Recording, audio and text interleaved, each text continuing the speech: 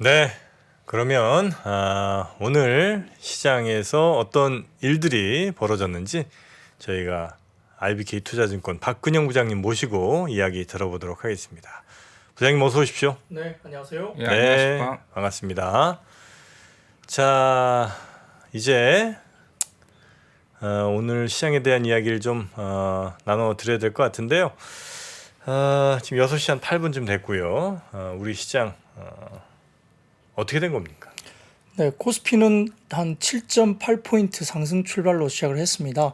외국인 현물 매도, 선물 매수 출발, 기관은 코스피 200과 선물 매수 출발을 했는데 코스피는 상승, 코스닥은 하락 출발했지만 투심이 악화되면서 코스닥이 낙폭 확대됐습니다.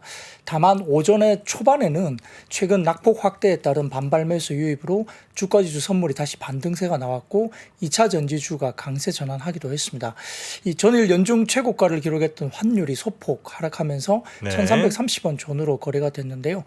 SG증권 발 매도 물량으로 하한가를 기록했었던 8개 종목 중에 다수가 이틀 연속 하한가를 기록했었습니다.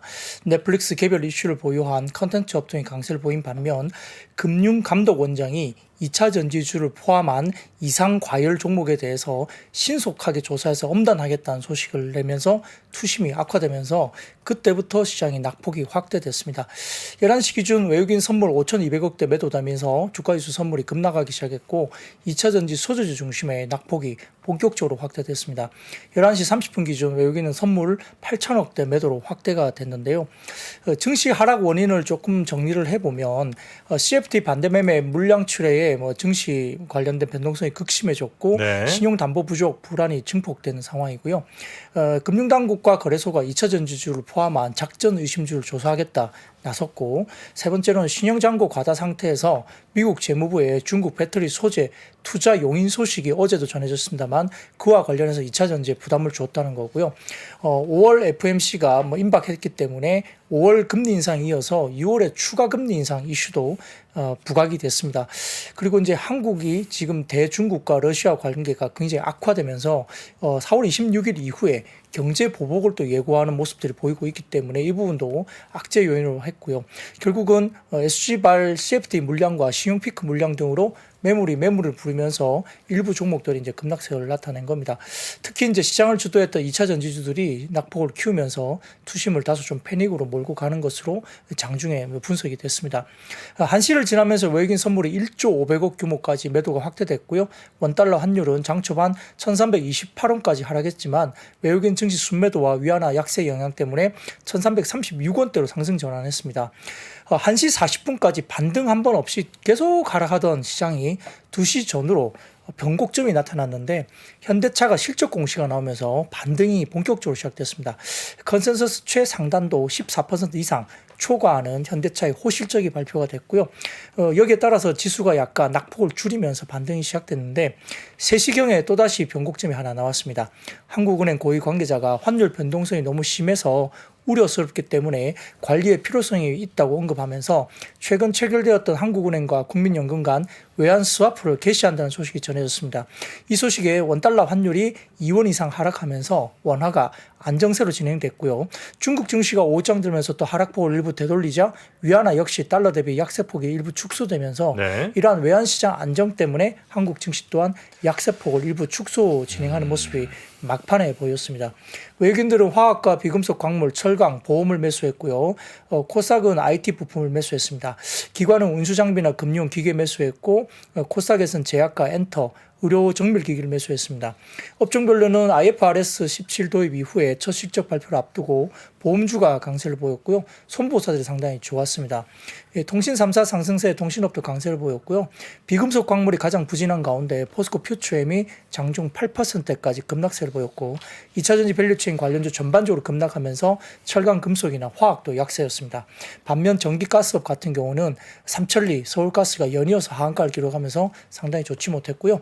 코스닥 같은 경우는 외국인 기관 동반 매물이 출회되면서 장중 3% 가까이 급락세를 나타내기도 했는데 섬유 의복을 제외하고는 전 업종이 하락하면서 일반 전기전자, IT 부품, 화학이 가장 큰 폭의 하락세를 나타냈고 코스피와 마찬가지로 2차 전지 밸류체인 전반적으로 종목이 급락세를 나타냈다 볼 수 있습니다. 네, 그러니까 전체적으로 하여튼 FOMC 앞두고도 이제 투심이 이렇게 뭐 좀 약간 눈치도 좀 보는 상황이고 거기다가 2차 전지주 포함해서 금융당국이 작전 의심주들을 조사한다. 이제 이런 소식도 좀 퍼졌고 어제 있었던 그 SG 그 CFD 물량 요게 이제 계속 매물을 좀 부르면서 전체적으로 하락을 좀 더 이끌었다. 이렇게 오늘 시장 보면 되겠습니까?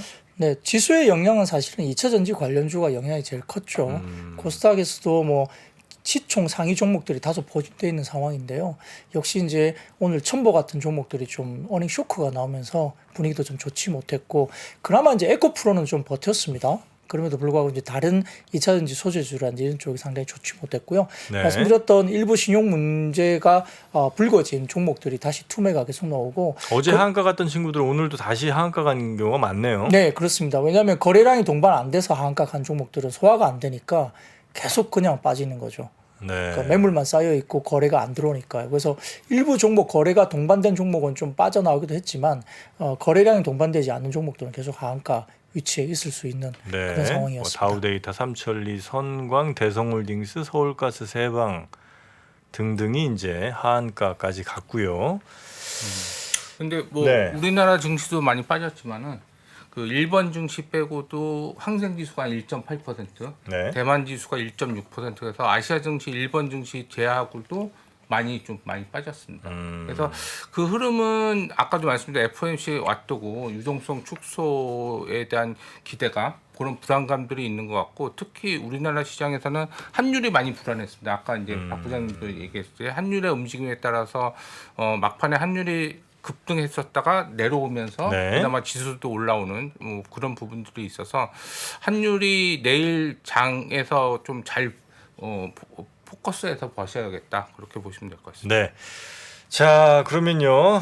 오늘 시장 전체적인 그림을 한번 봤고요. 이제 섹터별로 하나하나 좀 들어가 보겠습니다. 어느 섹터부터 가볼까요? 네, 역시 오늘도 방산, 기계, 전력 설비, 우리가 계속 몇 번 말씀드렸던 변압기 이쪽은 굉장히 좋았습니다.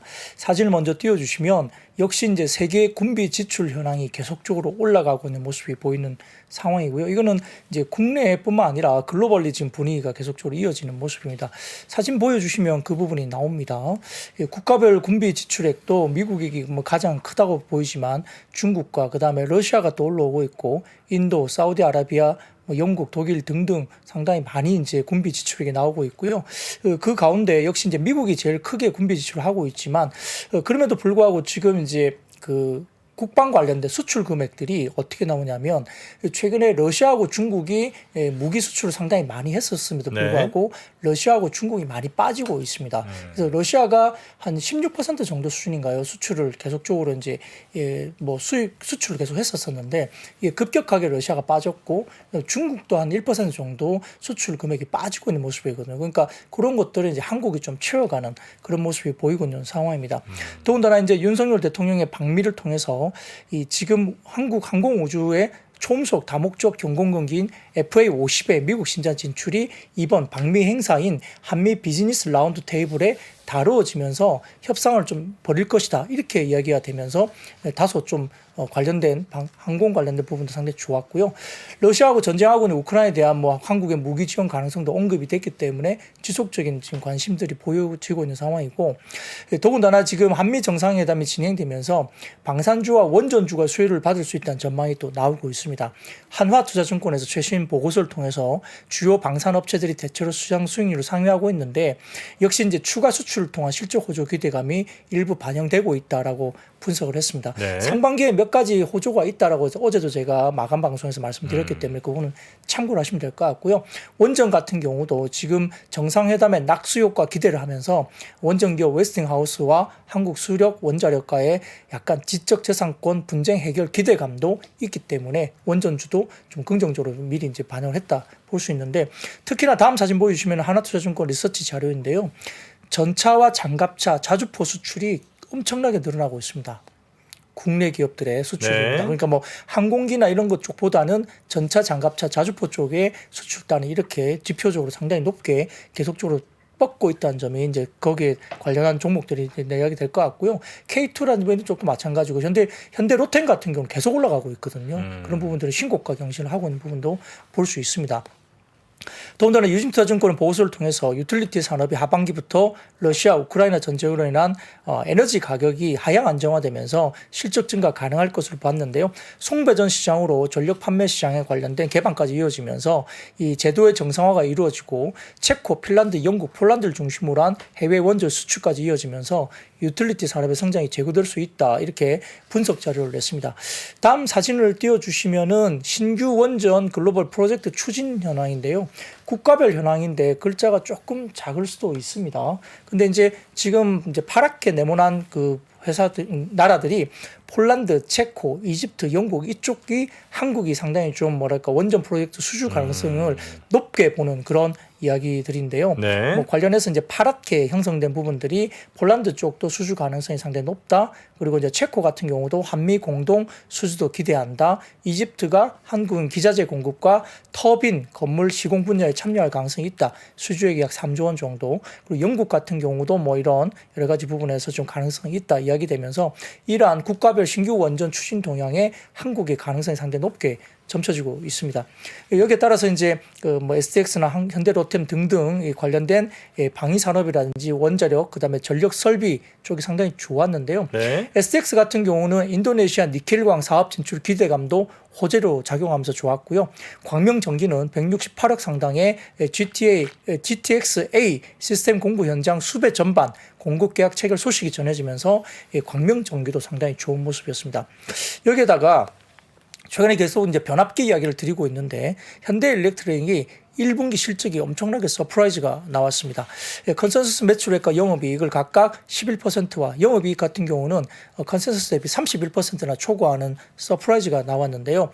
2022년 급증한 수주가 3조 7천억 정도 매출 인식 증가가 1분기 비수기임에도 불구하고 이 계절적인 어떤 비수기를 상쇄했다 볼 수 있고요. 신규 수주도 1분기에만 8억 달러 수주를 기록하고 있습니다.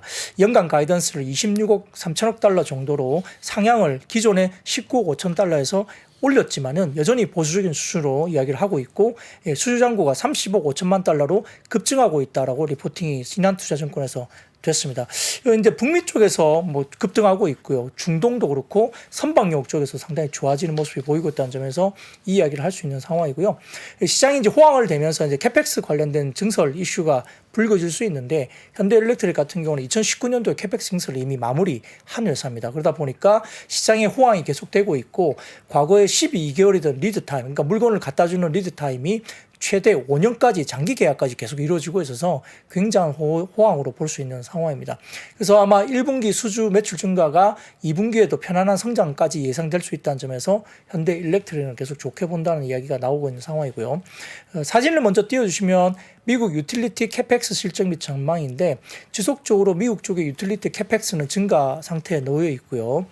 두 번째 사진을 보여주시면은 미국의 유틸리티 중에 캐펙스 계획 상향 사례인데 특히 이제 지금 뭐 보시면은 2023년 2022년 반기 대비 상반기 대비 변화율을 보시면은 23년 변화율이 상당히 크게 나타나고 있습니다. 가운데 좀 보시면 2023 밑에 보시면은 변화율이 넥스트라 에너지 같은 경우는 171%, 그다음에 포트랜드 제너럴 일렉트릭 같은 경우는 86% 등등 계획 대비 변화율이 상당히 높게 나타나고 있죠. 그러니까 유틸리티 관련된 캐펙스 상향이 생각보다 기존 계획보다 상당히 빨리 상향 조정이 되고 있다 볼 수 네. 있습니다. 다음 사진은 변압기 자동차 PPI인데 이건 몇 번 보여드렸는데요. 역시 변압기 PPI가 계속적으로 치솟고 있는 점이 보이고 있고요.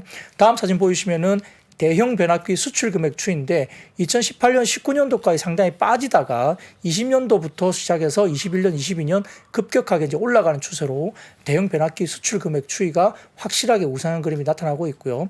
그다음 사진 보시면은 현대일렉트릭 북미 시장 신규 추이가 21년 22년 접어들면서 급격하게 올라왔고 현대일렉트릭이 과거에 영업이익률 17.6%까지 올라갔지만 작년 같은 경우는 BEP 수준에서 한 6%대까지 올라오고 있습니다. 이게 근본적으로 사이클상 더 올라온다 보는 게 맞다는 것이 이제 일반적인 상황인 것 같고요.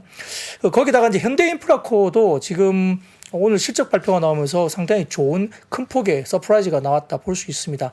최근에 이제 원자재 가격 하향 조정에 따른 광산 채굴 수요 피크아웃 우려도 불구하고 신흥국이나 한국 시장 매출액이 전년비 25%나 증가했고 특히 중동, 그다음에 라틴 아메리카 등의 브라질 광산 채굴 수요 등 때문에 수요가 상당히 견조하면서 지금 현대인프라코어 같은 경우도 상당히 긍정적인 실적을 내면서 주가가 주목을 받았습니다. 네. 현대인프라코어는 뭐를 주로 하는 회사인 거예요?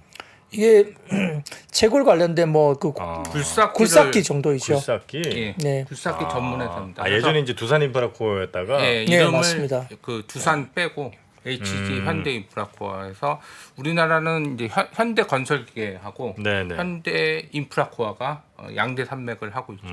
둘 다 현대예요?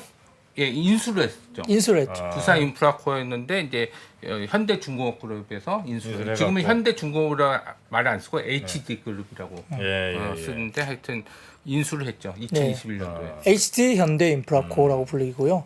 근데 아직까지는 중국 인프라 투자는 좀 체감하기 힘들다고 보고 있어서 중국은 아직은 시작을 안 했다 볼 수 있는데 아까 말씀드렸던 중동과 라틴 아메리카 특히 브라질 광산 채굴 수요 등이 굉장히 견조하고요.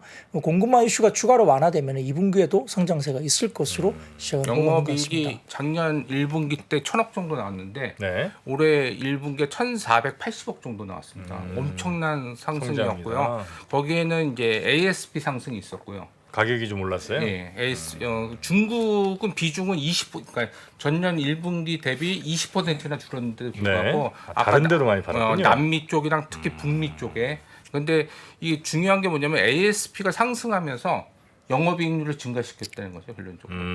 Q도 증가되지만은. 네네네. 그러니까 근데 ASP가 상승한데도 Q가 아직도 수요가 있다는 거는 아까 말씀드렸듯이 남미라든지 자원 개발이라든지 그런 것들이 활성화될 수 있기 때문에 네. 실적이 엄청나게 좋아진 거죠. 네. 그 ASP는 이제 평균 판매 가격 요거가 이제 올라갔다는 건 대당 하여튼 좀 더 비싸게 예전보다 받는데도 예. 그 판매량도 좀 늘어나고 있다. 예. 그게 이제 남미라든지 이런 데 중동에도 많이 좀 진출하고 있다. 중국 쪽은 사실 중국에 이제 또 자생적인 업체들이 막 생겨나면서 좀 힘들지 않겠냐 이런 전망이 전에 있었던 것 같은데 오히려 좀 다른 판로를 개척하면서 실적은 더 좋아지고 있는 그런 상황인 것 같습니다. 중국 쪽은 이제 부동산 시장이 죽으면서 네. 그 시장 규모 자체가 줄어들었고. 2020년 대비 계속 30% 이상씩 줄어들고 올해 1분기도 거의 한 20%에서 25% 줄어든 상황입니다. 시장 네. 규모 자체가. 자, 처음에 지금 저희가 이런 기업들, 이런 섹터 좀 소개를 해드렸고 방산 또 건설 기계, 원전 관련해서 좀 소개를 해드렸고요. 다음 섹터는 우주 역시도 요즘 이슈가 되는 것 같습니다. 네, 역시 이제 방미를 앞두고 그 우주 탐사 공동 의향서에 한국과 미국 그 양국이 서명을 할 것으로 전해졌습니다. 지금 그 관련해서 그 메릴랜드주 나사 고다드 우주센터에서 우주 탐사 및 과학 분야 협력 공동 의향서에 서명하면서 이번 서명이 윤 대통령이 이제 카멜라 해리스 부통령의 안내로 고다드 센터를 방문하기 직전에 이루어질 예정으로 알려져 있습니다. 이에 따라 양국이 우주 연구 분야의 협력을 가속하고 우주 통신과 우주 항해, 달 연구 분야의 공조를 강화할 것으로 알려지면서 아마 이번 방문을 계기로 한국이 미국 주도의 유인 달 탐사 계획인 아르테미스에 어떤 식으로든 참여할지 논의가 공식적으로 이루어질 가능성도 좀 거론되고 있는 상황입니다. 거기다가 신한투자증권에서는 또 보고서를 통해서 역시 스페이스X, 스타링크가 발사 비용을 낮춰서 위성통신 시장을 연 가운데 원앱도 연말이면 전 세계 위성통신 커버리지를 완료하면서 발사체 고도화나 페이로드 급증, 위성의 대형화, 위성통신 확장으로 안테나나 게이트웨이 시장뿐만 아니라 영상 데이터 시장도 팽창기에 초기 단계로 접어들 수 있다라고 분석을 했습니다. 뭐 결국은 이제 뭐 우주 쪽으로 계속적으로 이제 뭐 시장이 커지는 거고요. 과거는 나사 중심의 뭐 정부 중심의 어떤 산업이었다면 지금은 민간 중심의 굉장히 다변화된 어떤 그런 쪽으로 이제 확장된다 볼 수 있는데 사진을 먼저 띄워주시면은 미국 국방부의 우주 전력 예산 추이 관련된 신한투자증권의 보고서인데요. 이 보시면은 이 기울기가 우주 전력 예산 추이 기울기가 2000년도 접어들면서 상당히 빠르게 올라가고 있는 모습이 보입니다. 20년대 들으면서 그렇죠. 네. 예, 그렇게 22년, 23년, 24년이 좀 네. 급하게 올라가는 모습이 보이실 거고요. 다음 사진 보여주시면 우주 산업의 주요 전망인데요. 전체적으로 보시면 2012년부터 21년까지 전체 위성 발사 수가 5,519개 정도 되는데 22년부터 31년까지 10년 동안에 24,468개니까 이게 거의 한 5배, 네, 4-5배 네, 정도 네. 커지는 거죠. 그러니까 이만큼 이제 민간 사업자들의 발사가 또 많아질 수 있는 상황인 것 같고요. 위성 톤수도 뭐 상당히 급격하게 늘어나는 부분이 보일 것 같고, 그다음에 10년 합산 위성 사업 규모도 그러니까 2,730억 달러에서 4천억 달러로 이제 엄청나게 늘어나겠죠. 그래서 이런 부분들의 성장에 대한 기대감이 있는 거고, 다음 사진 보여주시면은 한국의 발사체와 인공위성 예정 목록도 보시면 24년도에 뭐 누리호 3차나 아리랑 6호 등등이 있지만 24년, 25년, 26년 이렇게 지금 예정이 되어 있는 모습도 있기 때문에 이런 부분들이 중장기적인 그림도 일단 좀 긍정적으로 좀 발현한 것 같습니다. 네. 우주 항공 쪽도 오늘 좀 괜찮았고, 한편으로 또 손해보험사들이 오늘 간만에 좀 많이 오른 것 같습니다. 몇몇 개 보니까. 네, 그 올해 3월까지 주요 손해보험사 접수된 자동차 사고 건수와 발생 손해액이 지난 3년 중에 최대인 것으로 집계되긴 했습니다만, 그럼에도 불구하고 올해 자동차 보험 영업 부분 흑자가 기대된다고 분석이 됐습니다. 약간 이례적인데요. 이제 세컨드카가 늘어나면서 원수 보험료가 크게 늘어났고, 기술 발전 등 때문에 사망 등의 중상해가 줄면서 이제 뭐 에어백이라든지 여러 가지 기술적인 발전 때문에 이렇게 사망자가 상당히 없어졌다는 거죠. 많이 줄었다는 겁니다. 그래서 중상해가 줄면서 손해율이 양호한 수준을 유지했다. 사고 이렇게. 건수는 많았는데. 그렇죠. 네. 중상자, 뭐 부상자, 사망자 이런 건수가 좀 줄어들었다는 겁니다. 이렇게 만성 적자였던 사업이었던 자동차 손해율이 1, 2월에 이어서 3월에도 매우 양호한 수준을 기록했는데, 지금 3월 가마감 자동차 손해율은 삼성화재가 73.6%, DB손보가 76.5%, 현대해상이 75.5%, 한화손보가 77.1% 등의 4개사 평균 75.7% 기록하면서 전월 대비 1.8%포인트, 전년 동기 대비해서도 5.9%포인트 상승세가 일단 나타났습니다. 다만 이는 2021년과 비교하면 삼성화재가 80.1, 현대해상이 80.9, DB손보가 80.9, KB손보가 81.1%니까 상당히 개선된 수치입니다. 그래서 자동차 사고 건수와 손해액 증가도 불구하고 손해율이 지금 수준을 만약에 유지하면 3년 흑자가 가능할 것으로 시장이 분석을 한 것 같습니다. 그래서 뭐 아까 말씀드렸던 사회적 거리두기에 따른 통행량 감소도 일부 있었고, 그다음에 자동차 보험료 인하에도 불구하고 대인 투 과실 상계 제도 개선 효과가 어느 정도 이제 뭐 효과를 발휘했다 이렇게 보이는 건데, 결국 그게 뭐냐면 이 연간 손해보험 손익이 일단 많이 줄었다는 건데요. 보험료 인상분 반영도 있었고, 그다음에 일부 손보 같은 경우는 또 백내장 보험금 관련된 대법원 판례 이후에 하반기부터 과잉 진료가 또 감소했고, 그다음에 1세대와 2세대와 달리 3세대는 1년 단위 갱신으로 들어가면서 올해 보험료 인상폭이 10% 후반까지 달했다고 합니다. 그러니까 많이 올린 거죠, 보험료를. 그러다 보니까 특약형 포함된 이 보험료 인상폭이 상당히 높게 나타나면서 상당히 좀 연간 실적이 좀 실손 손해율도 빠르게 안정화되고 있다 볼 수 있는데, 그걸 나타내는 표를 보여주시면은 유니버스 손보 월별 자동차 손해율인데, 이게 현대차증권에서 커버하는 삼성, DB, 현대, 한화를 커버하면서 관련된 손해율인데요. 확실하게 떨어지는 모습을 보이고 있거든요, 손해율이. 그러니까 이런 부분들이 안정화를 찾으면서 손보사들이 오늘 주식이 좋았다 이렇게 볼 수 있겠습니다. 네, 뭐 이런 이제 실적들이 하나둘 좀 나오면서 손보업계가 생각보다 괜찮았네, 장사 나쁘지 않았구나, 이런 생각들을 아마 좀 하시는 모양이군요. 네, 그렇습니다. 네. 자, 그리고 컨텐츠. 네. 그 넷플릭스의 투자 소식이요. 네. 그 앞으로 4년간 한국 영상 콘텐츠에 25억 달러, 뭐 3조 원 정도 수준의 투자가 이루어지기로 했다 이야기 나왔는데요. 사실은 뭐 25억 달러는 넷플릭스가 한국에 진출한 2016년부터 지난해까지 투자한 총 금액의 뭐 2배에 달한다라는 이야기가 있긴 했습니다.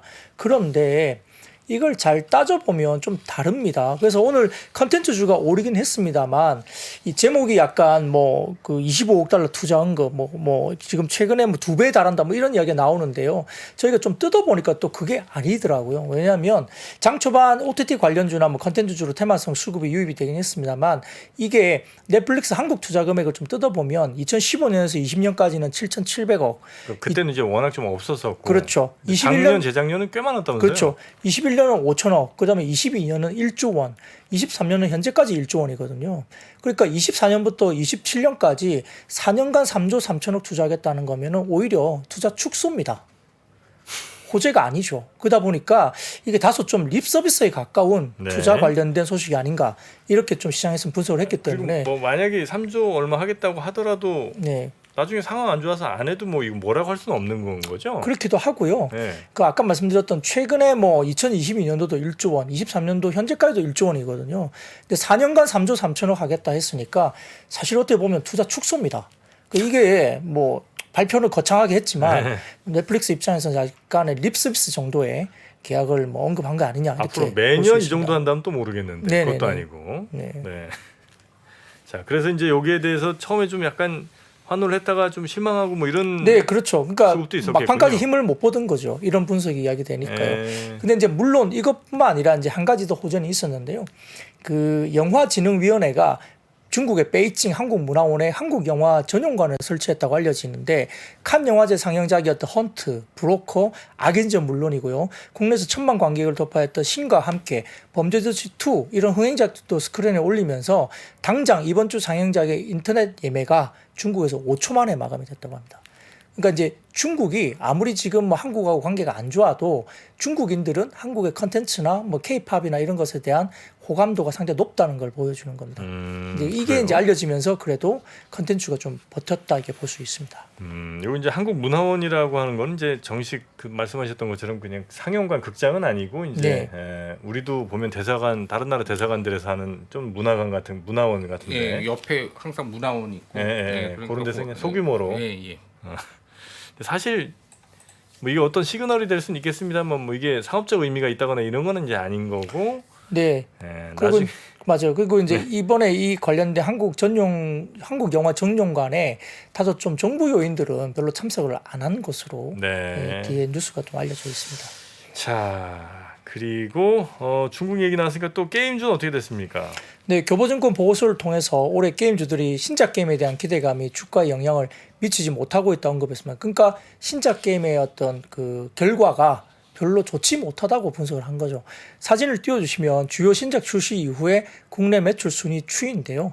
1위부터 50위까지 이제 순위가 있는데 이 보시면 그나마 좀 살아있는 게 히트2 정도가 그나마 좀 살아있고요. 매출단에. 그 다음에 최근에 나왔던 그 승리의 여신 니케. 예. 니케. 네, 그게 그나마 조금 견디고 있고. 그때 니케를 저한테 소개시켜 주셨던가요? 엉덩이 게임이라고 제가 말씀드렸죠. 아, 그렇죠. 네네. 아, 그래서 제가 다운받아서 해봤거든요. 예. 예. 뭐 장르가 좀 틀리죠. 예. 장르가 아주 그 총을 쏘긴 하는데 예.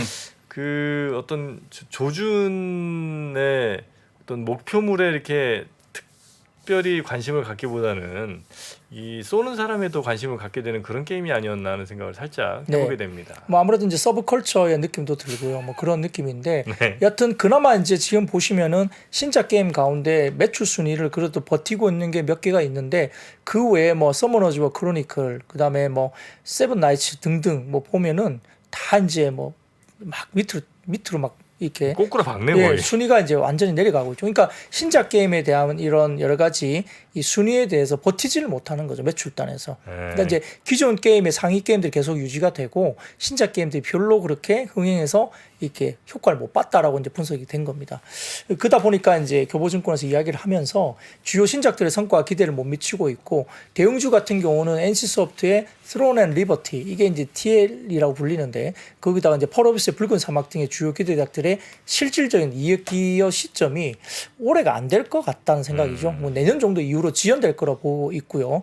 게임들이 계속 늦게 이제 좀 나올 걸로 보이니까요. 더군다나 이제 중국 규제 당국의 게임 산업에 대한 기조 변화에 따라 추가적인 판호 발급도 있을 수는 있겠지만은 올해 4월 지정학적 이슈가 또 발생했지 않습니까? 중국하고 약간 또 지금 조금 대립을 하고 있는 상황이기 때문에 단기적으로는 또 판호 발급에 대해서 불확실성 관련된 부분들이 또 있을 수 있다는 거죠. 그에 따라서 그 예정 신작에 대한 관점은 뭐 여러 가지 뭐 전자 실적을 견인할 것이라는 막연한 기대보다는 오히려 아예 통제 가능한 비용인 마케팅비나 인건비 부담을 가중시키지 말고 실질적인 전사 실적에 기여할 수 있는지에 대한 부분을 좀 더 게임주에 대한 부분을 집중을 해야 된다. 그러니까 네. 마케팅비나 인건비를 줄여서 아예 실적을 견인해라 이런 이야기입니다. 교부증권의 이야기는. 그러니까 신작에 대한 기대감을 확 낮춰라는 이야기죠. 그래서 이제 게임주들이 대부분 좀 좋지를 못했는데요. 다만 위메이드가 사우디아라비아 투자부와 MOU 체결 소식이 전해지면서 위메이드는 장중에 플러스로 전환했습니다. 네. 사진을 보여주시면 그 이야기가 나옵니다. 띄워주시면 아유, 또 원문을 갖고 오셨군요. 네, 이게 1시쯤 경에 나온 해외 쪽의 트윗에서 나온 이야기거든요. 그래서 사우디 투자부 뭐 MISA라고 불리더라고요. 미사라 불러야 되는지 모르겠습니다만 한국 회사의 뭐 위메이드와 뭐 이렇게 계약했다 이렇게 해외 쪽의 트윗에서 이렇게 먼저 떴어요. 그 다음에 이 관련된 기사가 그 뒤에 한참 뒤에 오후에 떴습니다. 그래서 처음에 이거 떴을 때 이거 가짜인 줄 알았거든요, 저는. 그래서 트윗에서 이게 나왔기 때문에 이게 정말일까라고 이제 저희가 공유를 하긴 했습니다만 오후에 이제 이게 확인 기사가 이제 한국 기사로 나오더라고요. 그래서 네. 위메이드가 일단 플러스권으로 돌아섰다 볼 수 있습니다. 그 게임은 생각해 보니까 어쨌든 모바일 게임은 앞으로도 좀 쉽지 않을 것 같더라 이런 생각이 좀 살짝 드는 게 이 모바일 그러니까 스마트폰으로 해야 될 게 참 많아졌잖아요. 뭐 SNS도 해야 되고 뭐 유튜브도 봐야 되고 뭐 각종 영상 그러니까 이거 많이 하는데 점점 게임에 할 시간을 많이 좀 뺏기는 것 같고 게임의 즐거움 그러니까 컨트롤이라든지 몰입감 뭐 이런 거는 그냥 차라리 PC 게임이든 아니면 콘솔 게임이든 일로 좀 가는 것 같고 그냥 요거 핸드폰으로는 그냥 캐주얼 게임 요 정도 그냥 남는 시간 이렇게 좀 하고 요렇게 아마 좀 점점 흐름이 가는 게 아닌가. 그래서 모바일 게임에 좀 많이 올인했던 게임 업체들이 좀 힘들지 않을까 이런 생각이 좀 살짝 들더라고요. 네, 이거 이제 제가 몇 번 해보면서 좀 느낀 겁니다. 네. 비슷한 류가 많기 때문에 더더군다나 그렇고 경쟁도 너무 치열하고. 네, 그리고 일부 게임은 서로 소송을 또 걸고 있죠. 리니지 NC소프트 쪽에서 리니지류를 조금 이제 모방한 게 아니냐 네, 이런 네. 주장을 하면서 이제 또 소송전도 벌어지고 있기 때문에 다소 좀 비슷한 장르가 계속 나오니까 좀 식상해진 식상해지고, 부분도 분명히 네. 있을 수 있습니다. 자, 다음은 그러면 자동차 한번 가보겠습니다. 자동차요? 아, 그것 전에 네. 그것 전에 간단하게요. 그 테슬라 쪽과 관련된 테슬라. 그 광물 관련주인데요. 네네. 그 광물 전문 매체 마이닝에 따르면은 테슬라가 차세대 전기차의 히토류 대신에 페라이트를 사용할 가능성이 높다고 전해졌습니다. 그러다 보니까 이제 히토류 관련주뿐만 아니라 페라이트 관련된 쪽 움직임이 있었던 상황이고요. 여기에 따라서 이제 뭐 삼화전자라든지 EG, 유니온, 뭐 유니온 머티리얼 등등 이 히토류나 이 페라이트 관련주들이 이 오늘 아주 니치 마켓 쪽에서 급등세를 보였다 볼 수 있습니다. 네. 자, 그리고 다음 섹터요. 예, 자동차입니다. 역시 이제 오늘 오후장에 2시 이후부터 시장을 어떻게 보면 좀 살렸다고 볼 수도 있습니다. 현대차가 오늘 4% 이상 올랐으니까 단기적으로 상당히 많이 오른 날이 아닌가 싶기도 합니다. 현대차 1분기 실적 발표가 나타났는데요. 사진을 띄워주시면은 매출액과 관련된 뭐 영업이익, 당기순이익과 관련된 모습이 보입니다. 그 2022년 1분기, 그 다음에 22년 4분기, 그 다음에 23년 1분기에서 이렇게 서로 이제 비교해 놓은 표인데요. 이 보시면은 매출액은 4분기보다 조금 떨어지긴 했습니다만 영업이익단도 상당히 괜찮았고 당기순이익이 벌써 상당히 높게 나타나고 있죠. 그래서 이 3조 4천억 정도니까 엄청나게 많이 나온 겁니다. 그래서 지금 이 부분들이 영업이익이 시장에서 지금 현대하고 기아하고 합쳐서 5조 원 언저리 나올 거다고 계속 말은 나왔지만 이렇게 현대가 벌써 영업이익을 3조 6천억 가까이 해버리니까요. 순이익도 3조 4천억 해버리니까 이 과연 기아는 얼마나 나올까 이게 굉장히 많이 기대를 하고 있는 모습이 될 수 있습니다. 그 다음 사진을 보여주시면은 이 현대차의 1분기 영업이익 컨센서스과 괴리율인데요. 이 파란색 실선이 뭐냐면 컨센서스가 계속 올라가는 모습을 보이고 있습니다. 1분기 OP 영업이익 컨센서스를 시장에서 계속 이게 실선으로 보이듯이 계속 올려왔거든요. 좋을 거야 하면서 시장에서는 OP 마진을 계속적으로 추정치를 올려왔거든요. 실선이 그래서 이제 그걸 보여주는 겁니다. 네. OP 마진의 컨센서스가 계속 올라온 모습인데 제일 오른쪽에 이게 동그랗게 보이는 모습이 있죠. 오른쪽에 점처럼 동그랗게 보이는 거 보이십니까? 점처럼 동그랗게. 네, 네. 현대차 1분기 영업이익이 3조 5,927억원 나오죠. 이게 거기만큼 나온 거예요. 지금 오늘 발표가. 그러니까 컨센서스가 실선으로 보이면서 이 컨센서스가 1분기 컨센서스가 계속 올랐음에도 불구하고 실제 완전히. 발표치는 완전히 저 위에 있었던 거죠. 네, 그러니까 이게 이 컨센서스를 완전히 그냥 뛰어넘는다 정도가 아니고. 서프라이즈 수준 정도가 네. 상당히 좀 높게 서프라이즈가 나왔다는 겁니다. 그러니까 컨센서스가 계속 올라왔는데도 그걸 훨씬 많이 뛰어넘는 저만큼의 추정치보다 훨씬 더 뛰어넘는 실제 영업이익이 나왔다는 거죠. 괴리가 저만큼 커지게끔 굉장히 높게 이제 일단 영업이익이 나왔다는 거죠. 근데 지역별 판매랑 다음 사진 보여주시면은 이 차종별 판매나 국내, 미국, 유럽 권역 기타 부분 보시면은 대부분 다 상당히 괜찮습니다. 위쪽 보시면 차종별 판매도 상당히 위쪽으로 보이는데 권역별로 봐도 미국, 유럽 권역도 괜찮았고요. 밑에 친환경차 판매도 보면은 상당히 나쁘지 않은 모습이 보이고 있어서 그래서 오늘 시총 상위 종목 중에 현대차랑 기아만 플러스군요. 네네 그렇습니다. 그래서 네. 상당히 좀 좋은 모습을 보여줬는데 근데 마지막 사진 띄워주시면 주요 증감 사유 분석인데요. 이 부분이 중요합니다. 이 작년 같은 경우는 전체 중에 환율 부분에 대한 부분이 상당히 크게 느껴졌거든요. 근데 지금 이번에 물론 환율 부분이 일부 이제 영향을 미쳤지만은 물량 증가라든지 믹스 개선이 엄청나게 크게 나왔습니다. 매출액도 보시면은 지금 물량 증가가 2조 5,600억 정도가 나왔고요. 믹스 개선도 지금 거의 뭐 3조 1,360억 정도까지. 그러니까 물량 증가와 믹스 개선이 환율 효과보다 훨씬 크게 나온 거죠. 네네네. 그러니까 이게 결국은 P와 Q가 동시에 증가한 걸로 보이는 거죠. 그러니까 이게 굉장히 중요한 겁니다. 뭐 영업이익이 잘 나오고 실적이 잘 나와도 이게 환율 효과 때문에 잘 나오는 거면은 시장에서 그렇게 반응을 안 했을 텐데 이게 P와 Q가 동시에 증가한 것이 보인다는 것 때문에 시장에서 오늘 현대나 기아에 상당히 좋은 어떤 점수를 줬다 볼 수 있는 상황이고요. 여기에다가 이제 주주화하는 정책 제공을 하면서 아마 이제 배당 성향 25% 이상 배당 달성, 분기 배당을 실시하겠다 뭐 등등 3년간 발행 주식수의 1%씩 기보유 자사주를 소각하는 뭐 자사주 소각 결정 등등 이 관련된 주주화하는 정책도 이제 발표를 했기 때문에 이 부분도 상당히 긍정적이었고요. 더군다나 이제 현대차 그룹과 SK 이노베이션의 자회사인 SK온이 북미 전기차 배터리 공급을 위한 배터리 생산 합자법인 설립 계획을 공시했습니다. 총 투자 금액이 6조 2천억 예정으로 현대차 그룹이 이제 뭐 1조 6,200억 투자를 하고 SK온에 1조 9,500억 예정을 투자를 하고 있는데 SK온은 현대차랑 SK 이노베이션의 그 자회사 같은 자회사예요? SK 이노베이션의 자회사입니다. 네. SK온이랑 현대차 예. 그룹이 뭘 했다는 거군요. 네, 그렇죠. 네네네. 네, 맞습니다. 그렇게 진행했고요. 예. 여기에 따라서 이제 그 6조 2천억 정도 투자를 하면서 이제 북미 전기차 배터리 공급을 위한 배터리 생산 합작법인 설립을 공시를 했는데 이와 관련해서 배터리 셀 보조금만 감안하면은 아마 이 관련된 그 합작법인의 IRA AMPC가 총 8년 동안 한 7조 원 정도까지 이 수혜를 받을 수 있을 거로 보입니다. 그래서 이 이야기가 나오면서 이제 일부 종목이 움직이긴 했는데 그 가운데 SK양 2차 전지 스마트 팩토리 장비 독점 공급을 하고 있는 T-로보틱스라는 종목이 또 반응을 하면서 주가 상당히 좋았다 볼 수 있겠고요. 더군다나 이제 그 부품주 가운데 현대모비스가 또 아침에 뉴스가 나온 게 있습니다.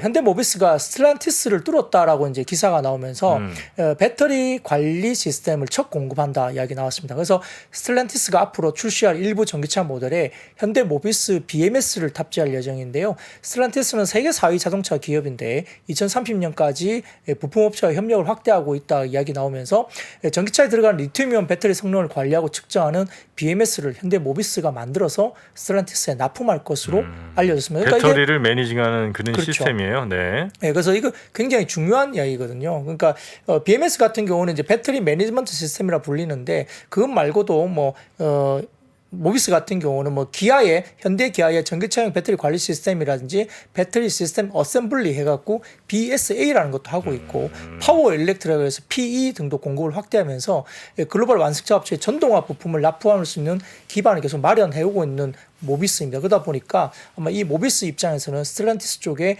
BMS가 들어간다는 것은 상당히 좀 의미가 있다라고 시장에서는 이야기를 했고요. 네. 이러다 보니까 또 관련주로 언급되는 게 모베이스 전자와 모베이스가 같이 움직였습니다. 왜냐하면은 모베이스 전자가 삼성 SDI나 등등에 대해서 뭐 BMS 공급 이력도 있기 때문에 관련주로서 시장에서 약간 뭐 언급이 되면서 모베이스 전자와 모베이스도 주가가 상당히 좀 반응을 했다 볼 수 있습니다. 네. 일단 뭐 2차 전지라는 게 이제 전기차에서 제일 중요한 부품 중에 하나고 요게 이제 어떻게 관리되느냐에 따라서 굉장히 그 자동차 전체의 수명이라든지 아니면 뭐 주행 거리라든지 이런 게 이제 충전 시간이라든지 이게 좌우가 될 거기 때문에 이런 배터리 매니징 시스템 같은 게 굉장히 이것도 나중에 핵심 뭐 기술 같은 거가 좀 되겠네요. 이런 것들도 우리나라 기업들 중에 또 잘하는 회사들이 있고, 네, 이런 것도 한번 살펴보면 좋을 것 같습니다.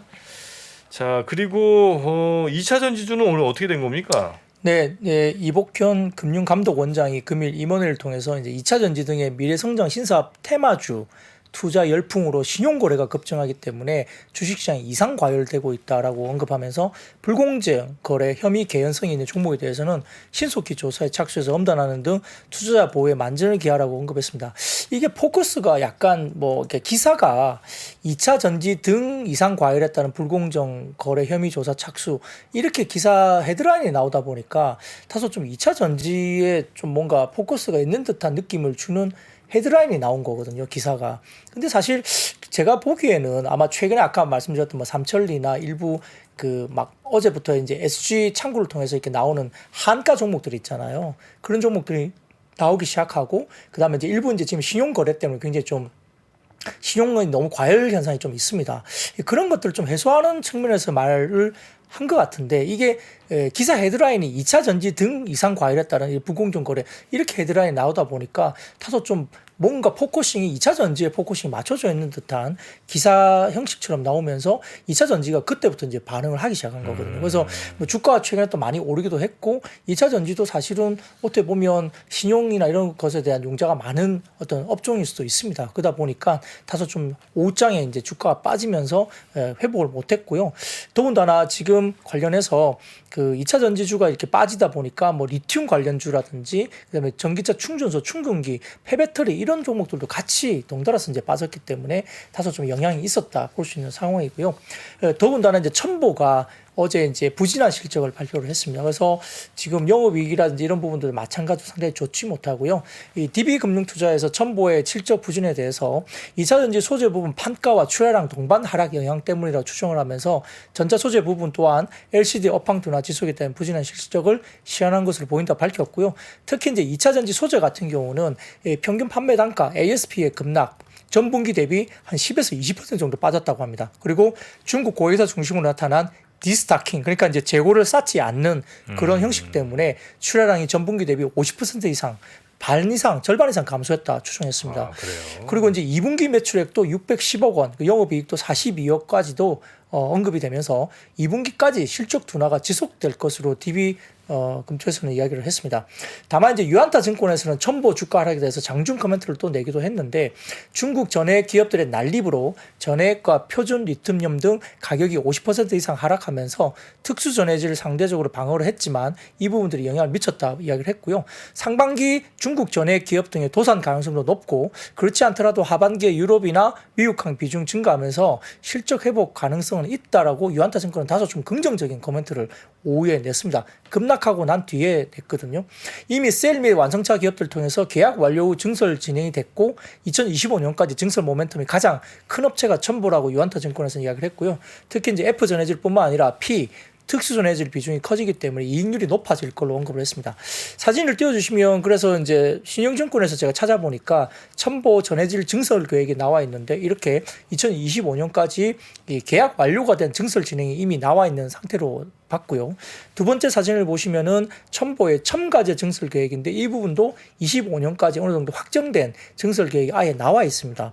근데 추가적으로 아마 25년까지 픽스 계약 증설분만 발표되긴 했지만 이번 실적 발표를 통해서 이 첨보가 27년까지 물량이 픽서되어 있음을 밝혔기 때문에 좀 전에 보여드렸던 신용증권의 리서치 자료에서 25년까지의 첨보의 전해질과 첨보 첨가제 증설 계획이 확정된 이후에 27년까지도 이미 픽스 물량이 있다는 걸 이번에 실적 발표 때 말을 했다는 겁니다. 그래서 유안타 증권이 이제 그걸 언급하면서 증설 물량은 대부분 다 유럽과 미국향이고 대부분 독점 소재라고 말을 했습니다. 그래서 상반기까지 아마 좀 저조한 실적이 주가 조정에 영향이 될 수도 있겠지만은 아마 특수 수저에 대한 주가 관심이 시작이 될 거라 보면서 여전히 높은 이익률과 그다음에 하반기 추가 증설 기대감 27년까지 어떤 고정된 확정된 픽스된 계약으로 증설로 봤을 때는 소재주 가운데 가장 큰 증설 모멘텀으로 투자 매력도가 여전히 높다고 유안타 증권에서는 코멘트를 했습니다.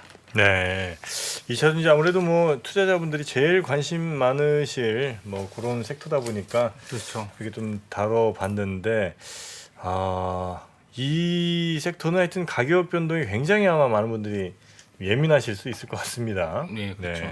특히 이제 오늘같이 좀 많이 빠진 날들은 이유가 도대체 뭔가 뭐 그런 것도 이제 좀 더 궁금하실 것 같기도 하고 이게 방향성이 이대로 계속 가는 건가 아니면 잠깐 쉬는 건가 뭐 이런 것도 많이 좀 궁금하실 텐데 2차 전지는 일단 뭐 그럼에도 불구하고 전보다는 하여튼 굉장히 높은 가격에 아직까지는 뭐 형성이 좀 돼 있는 거죠. 그렇죠. 많이 올라왔고 연초 대비 많이 오른 상태라 향후 또 지켜봐야겠죠. 전반적으로. 근데 이제 아까 말씀드렸지만 금융감독원장이 이야기했던 뭐 이렇게 네. 불공정 거래 의심은 아마 최근에 아까 말씀드렸던 뭐 삼천리, 뭐 서울가스 이런 뭐 한가 종목들이 속출한 종목들이 있잖아요.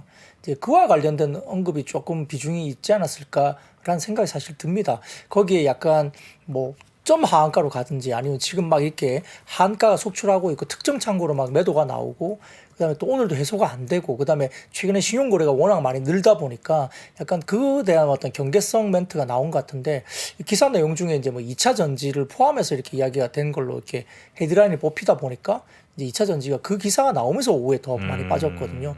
그 전까지는 돌리기 시작했었어요. 에코프로도 플러스가 나기 시작했고 막 이렇게 약간 돌리는 듯한 느낌도 들었었는데 약간 막판까지 힘을 못 받고 빠진 것은 아마 그 기사의 어떤 그런 뉘앙스 때문에 그런 것 같은데요. 네. 뭐 내일 정도 지켜봐야 될 것 같습니다. 알겠습니다. 자, 하여튼 2차 전지 오늘은 좀 많이 빠졌고요. 또 내일 또 옆에서 또 맛있는 냄새가 또 흘러오네요. 자, 내일은 또 어떤 움직임이 있을지. 하여튼 오늘까지 코스닥의 하락에 굉장히 큰 포션이 어쨌든 2차 전지 코스닥에 이제 굉장히 또 상위주들이 많으니까요. 그런 변화가 좀 있었던 것 같고요.